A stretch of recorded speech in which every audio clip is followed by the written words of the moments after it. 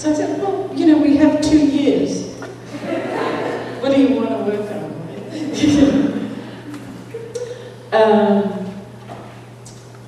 Next, I'd like to welcome advisor Amy Liu, who will introduce her students, John Dittman and Holly Tree.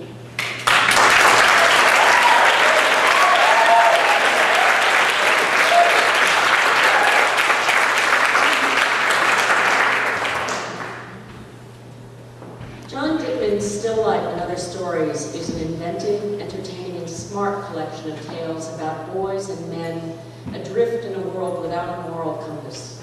Many struggle with the relationship between father and son and wrestle with biblical themes of penance and redemption.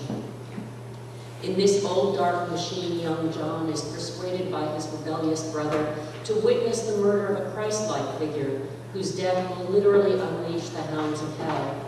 In Jesus' Land, the real Christ returns to earth to run for president. And in Still Life, an artist working in a funeral home finds beauty and hope even in the face of death. The literal and the metaphoric routinely trade places in Dittman's fiction. Each character is more decent and more sensitive than he can admit, and the false front that he feels obliged to present is precisely what holds him back. The darkness of the comedy only makes the humanity of John's characters more poignant and true. Congratulations.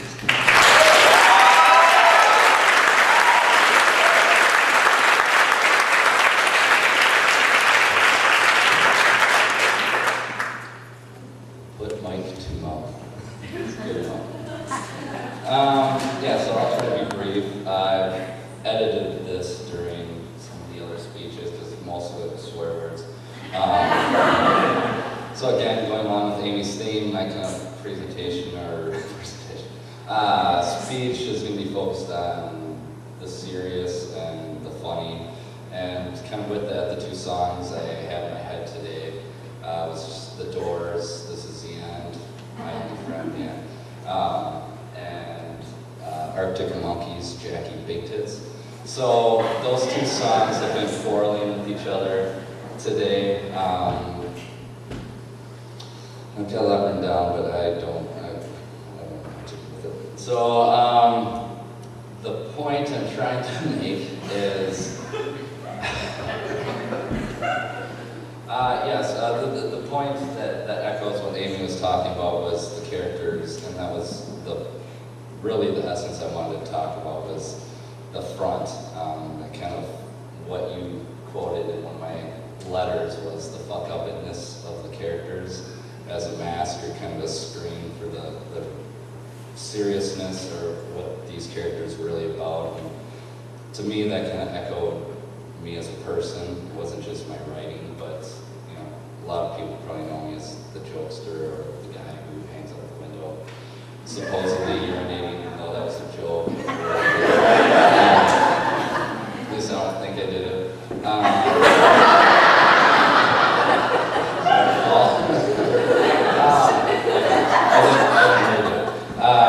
But the work of the Father's Son Connection has been pivotal to me, and I just want to thank Ryan and Amy.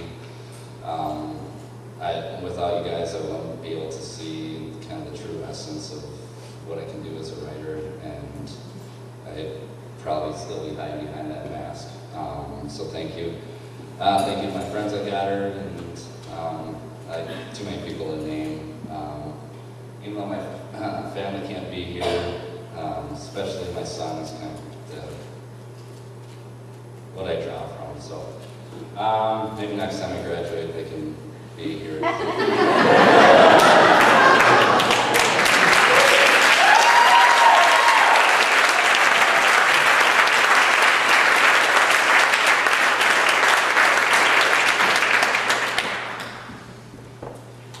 Holly Tree's The Initiate is the first book of an ambitious fantasy novel set on the Isle of Wight in the 12th century.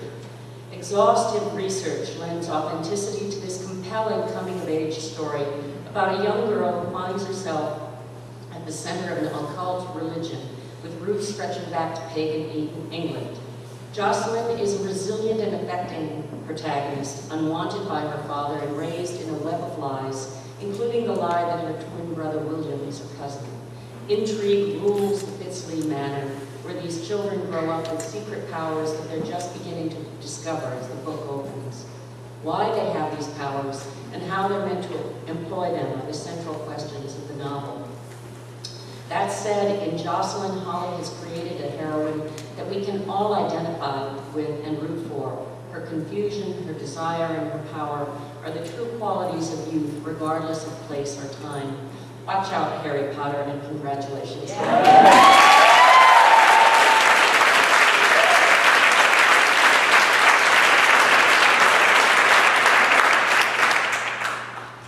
Good morning. I just want to say a little bit about what I've taken away from Goddard.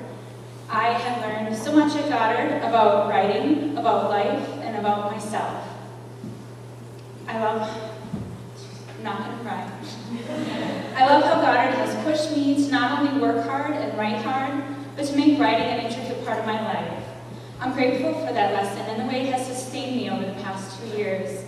I've learned writing is not just sitting down to write. It's reading and learning and working every day and revising and sometimes just not quitting. It's hard and it's beautiful. It's leaving your comfort zone and trusting yourself and your writing. Goddard has also taught me the value of community. Although the experience is individual, no one writes or goes through Goddard completely on their own. I'm up here today because I worked hard and because I had the support I needed. Goddard faculty and staff provided these life-changing residencies and a place that feels like a second home. And my advisors, Micheline, Victoria, and Amy, shared their wisdom with me and challenged me to grow beyond my expectations.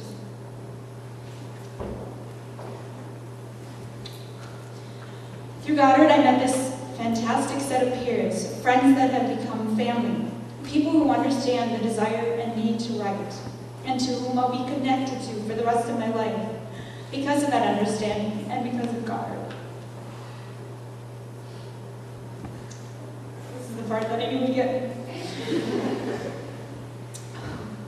I learned that the most precious part of my writing community are the family and friends who support me at home, especially my husband and kids.